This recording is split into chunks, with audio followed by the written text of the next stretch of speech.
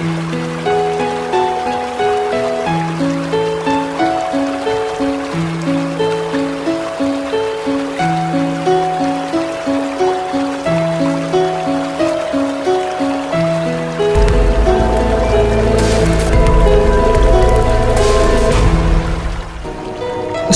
warahmatullahi wabarakatuh. Nama saya Azmi Rozali. Tadi pagi hadir, subuh kemarin hadir di Masjid Masya Allah.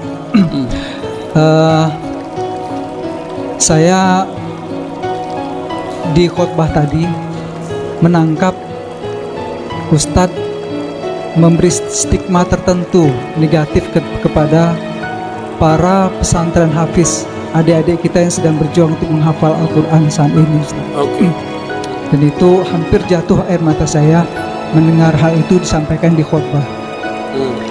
Pertanyaan saya adalah, sebelumnya kalau itu diucapkan oleh Presiden Amerika, kami sudah biasa, Ustaz. Saya sudah biasa. Kalau itu diucapkan oleh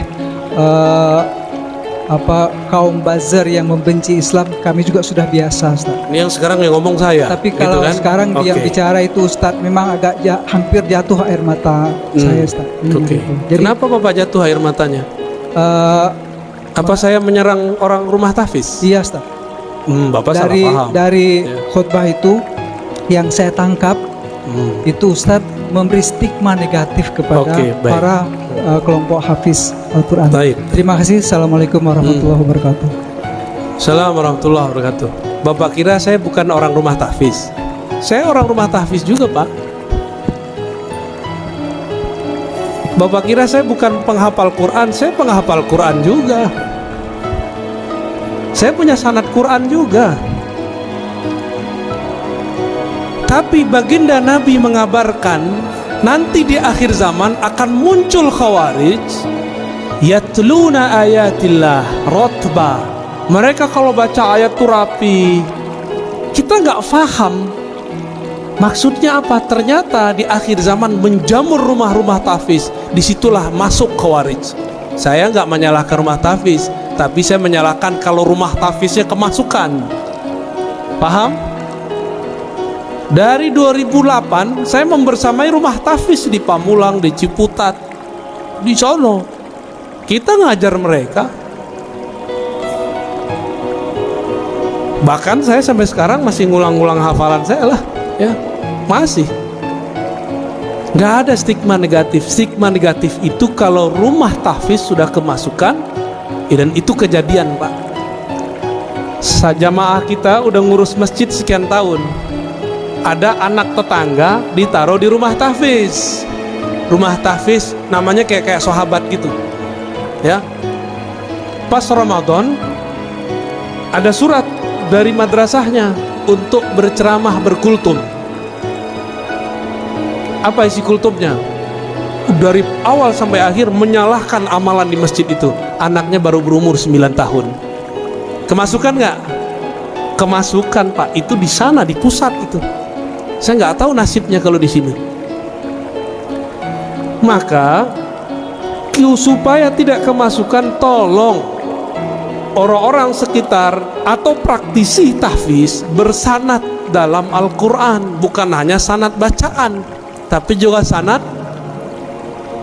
pemahaman. Jadi stigma negatif kita kepada orang yang menyusup kepada rumah tahfiz, bukan rumah tahfiznya. Saya mau tanya, Pak, dari dulu negeri ini sudah ada belum pesantren tahfiz? Bapak jujur, sekarang yang buka rumah tahfiz, hafiz gak? Jujur aja, Pak. Hafiz gak? Rentan gak kemasukan? Itu maksud saya, paham? Kenapa kita kalau mau mengurim anak kita tahfiz nggak dikirim ke pesantren tahfiz? Di mana pesantren tahfiz di Indonesia paling maju? Anak kecil-kecil, Pak, kayak gini hafiz 30 juz banyak. RCTI kan baru muncul kemarin sore, yang digawangi oleh Syekh Ali Jaber almarhum. Kalau di Kudus, di Krapyak, Pangandaran itu udah biasa bocah-bocah kecil hafal Quran. Tapi di Kudus ada syarat ijazahnya, nggak boleh ikut musabaqah, nggak boleh ikut lomba Quran, nggak boleh. Anak-anak kecil hafiz Quran 30 juz, antum percaya nggak? Segede-gede gini. Kelas 6 SD udah ulang sekian kali. Masuk SMP udah belajar qiraat mereka sebagian. Kita ini giliran politik Ustadz gak boleh ngomong politik, giliran kimia kedokteran Ustadz gak boleh ngomong. Giliran antum gak ahli Quran, punya rumah, pengen beramal, gak percaya sama Ustadz, udah buat aja rumah tahfiz, gaji aja Ustadz. Kita nih siapa bisa gaji-gaji orang?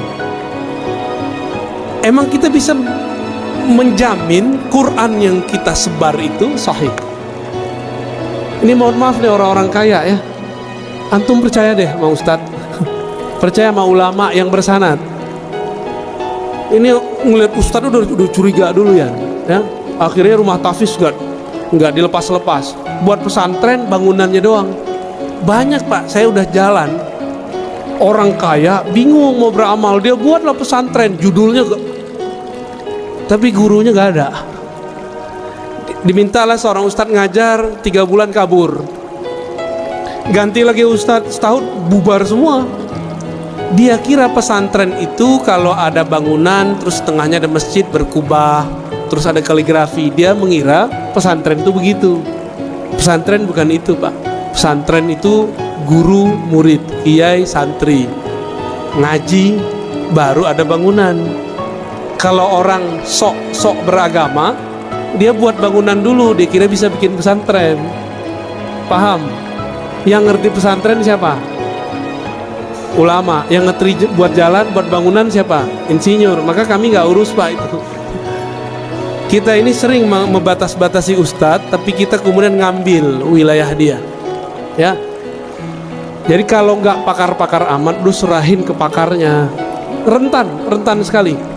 Dan Bapak percaya atau tidak, salah satu guru saya didatangi salah satu gerakan rahasia di dunia, saya nggak usah sebut, dan mereka mengatakan apa, disampaikan ke kita waktu itu. Ini Bapak percaya atau tidak, ini bukan stigma negatif. Rumah-rumah tahfiz, ma'had tahfiz yang tidak jelas sanadnya itu proyeknya kami.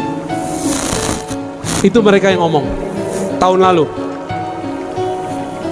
untuk mengadu ulama-ulama yang ada di pesantren-pesantren dengan orang yang juga berkopiah, ngafal Quran tapi isi dalam kolbunya tidak ada Quran, dia cuma ngapal.